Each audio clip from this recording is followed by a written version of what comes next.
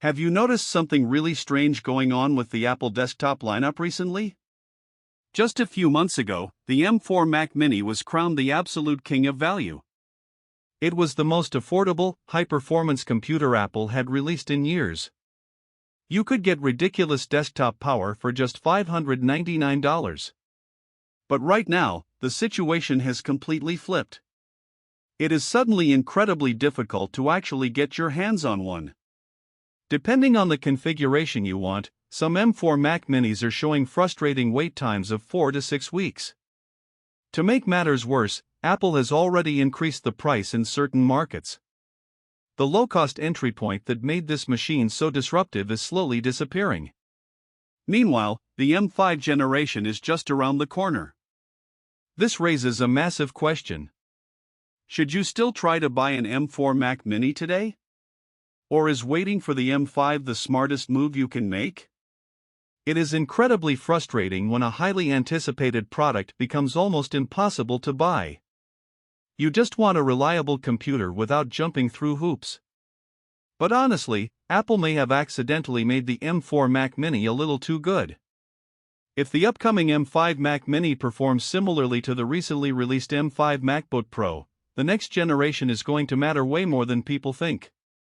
Today, we are going to talk about what the M5 Mac Mini will likely become.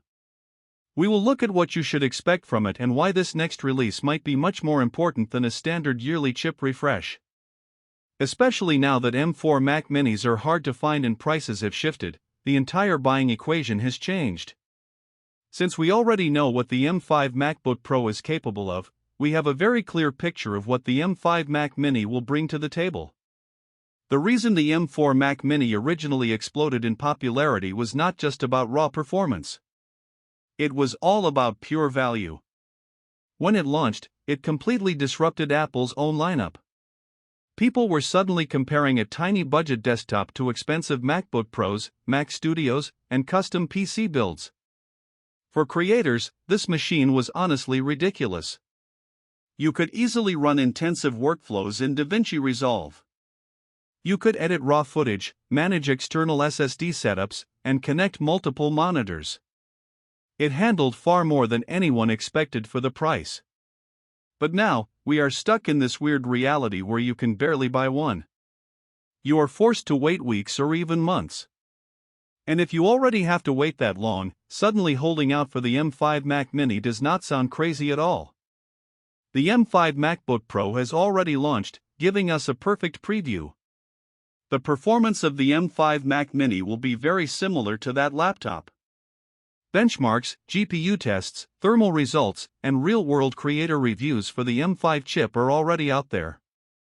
So, what should you realistically expect when the M5 chip moves into the Mac Mini body? First off, the CPU performance is not going to be the main event.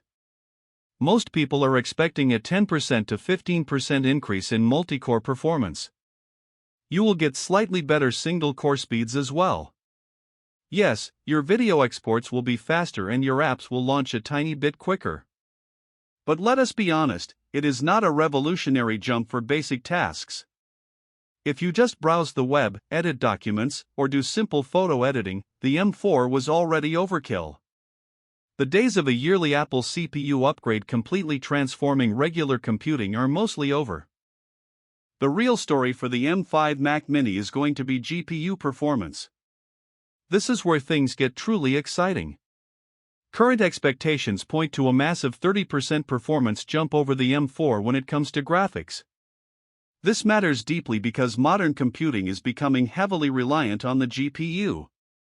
Workflows in DaVinci Resolve, upscaling software, noise reduction, 3D rendering, and gaming all need massive GPU power. Even more importantly, local AI models heavily rely on graphics processing. Apple is finally starting to treat AI workloads seriously. The M5 Mac Mini might be one of the first Apple desktop computers to handle heavy AI tasks without breaking a sweat. We are not just talking about basic marketing features. We are talking about running local offline AI workflows, semantic search, AI-assisted video editing, advanced voice processing, and heavy image generation. The upgraded GPU architecture and neural engine improvements in the M5 will matter much more over the next 5 years than any minor CPU bump. Another major expectation is higher memory bandwidth. The M4 already performs beautifully thanks to its unified memory structure. However, the M5 is expected to push this bandwidth significantly higher. This will provide a massive boost for complex graphics, AI computing, large creative projects, and heavy multitasking. There is also a strong push from the community for Thunderbolt 5 support. Creators love running incredibly fast external SSDs, high-end docks, and multiple high-resolution monitors. The Mac Mini has quietly evolved into one of the very best creator desktops Apple has ever made. Better connectivity will only cement that status. One detail people constantly overlook is thermals. The Mac Mini has active cooling. Unlike ultra-thin laptops, the Mac Mini has a fan and an enclosure built to breathe. This means it can sustain high performance for much longer periods without throttling down. As GPU and AI tasks get heavier, this cooling advantage becomes absolutely crucial. Creators pushing these machines to their limits need sustained power, not just quick bursts of speed. We also need to talk about power efficiency. It is easy to underestimate how power efficient Apple's silicon truly is. The crazy part about the Mac Mini is not just how fast it is. It is how little electricity it uses to achieve that speed. You get a machine capable of 4K and 6K video editing, heavy AI processing, and massive creator workflows, all while consuming dramatically less power than a big bulky desktop PC. With the M5 generation, Apple is going to push this performance per watt metric even further. You will get more speed with less heat, quiet fans, and lower energy bills. You get true workstation level power without a giant, loud box sitting under your desk. Honestly, Apple might have a real problem on its hands. The M4 Mac Mini was simply too good for most average users.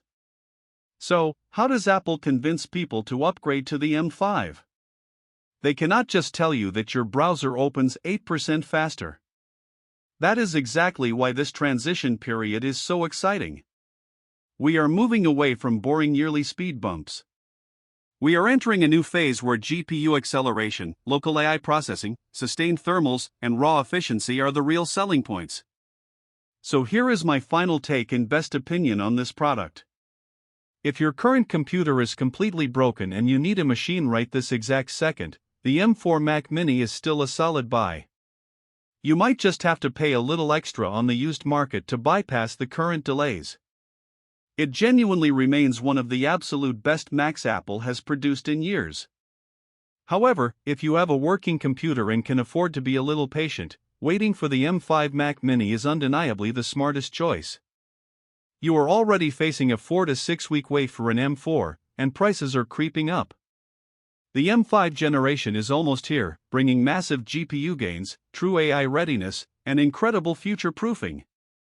Waiting simply makes logical sense right now. The M5 Mac Mini is not just a speed bump. It represents the beginning of a totally new GPU and AI-focused direction for the Mac. If you liked this video and found it helpful, please subscribe to the channel, share this video with your friends, and hit the bell icon so you never miss an update.